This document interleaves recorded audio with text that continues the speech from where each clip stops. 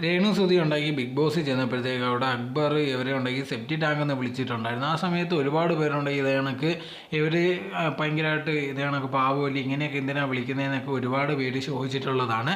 പക്ഷേ ഇപ്പോൾ ഇതൊക്കെ കേൾക്കുമ്പോഴത്തേക്കുണ്ടെങ്കിൽ ഇവരെ അങ്ങനെ വിളിച്ചതിൽ ഒരു തെറ്റുമില്ലെന്ന് പറയും. ഇതേ കണക്കുണ്ടായിരുന്നു ഇവർ ഇപ്പോൾ താമസിക്കുന്ന വീടുണ്ടല്ലോ, വെച്ച് കൊടുത്ത വീട്, അവിടെ താമസിക്കുന്നതിന് മുമ്പ് ഇവരുടെ അടുത്താണ് വാടകയ്ക്ക് താമസിച്ചുകൊണ്ടിരുന്നത്, കോട്ടയത്താണ്. സോ അവിടെ ബേബി ചായ എന്ന് പറഞ്ഞ ഒരാളാണ് അവർക്ക് ഇതേ കണക്ക് വീട് കൊടുത്തിരുന്നത്. അവിടെ ഇതേ കണക്ക് കരാറല്ല ഇട്ടിട്ടുണ്ടായിരുന്നു, ഇതേ കണക്ക് രണ്ടുപേരെ അവിടെ താമസിക്കാൻ പാടുള്ളൂ. അതോടെ തന്നെ ഉണ്ടെങ്കിൽ വീട്ടിന് എന്തെങ്കിലും പ്രശ്നം വന്നാലോ അതല്ലെങ്കിൽ ഇലക്ട്രിസിറ്റി ബില്ലോ അതല്ല ഇവർ തന്നെ നോക്കണം എന്നുള്ള രീതിയിലായിരുന്നു എഗ്രിമെൻ്റ് ഒക്കെ ചെയ്തിരുന്നത്.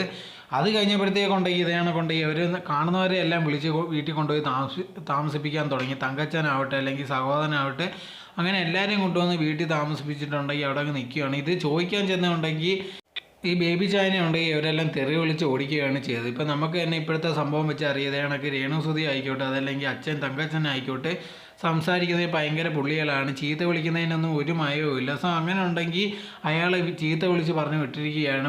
അതോടെ തന്നെ ഉണ്ടെങ്കിൽ 3-4 മാസമായിട്ട് വീട്ടിൽ താമസിച്ചതിൻ്റെ വാടക പോലും കൊടുത്തില്ല. സോ ഇത്രയും ഉണ്ടെങ്കിൽ മോശമായിട്ടുള്ള രീതിയിലാണ് ഇവർ പെരുമാറിക്കൊണ്ടേ ഇരുന്നത്. അവർക്കാണ് ഇങ്ങനത്തെ ഒരു വീട് കിട്ടിയപ്പോഴത്തേക്ക് അവർ ഇതേ കണക്കത്തുള്ള സ്വഭാവം വലിയ കാണിക്കത്തുള്ളൂ. ഒരാൾ വീട് വെച്ച് കൊടുത്തത് തന്നെ വലിയ കാര്യമാണ്. ആ സമയത്താണ് ഇതുപോരാ അതുപോരാ എന്നും പറഞ്ഞാൽ വെച്ച് കൊടുത്തവരെ ചീത്ത വിളിക്കുന്നത്.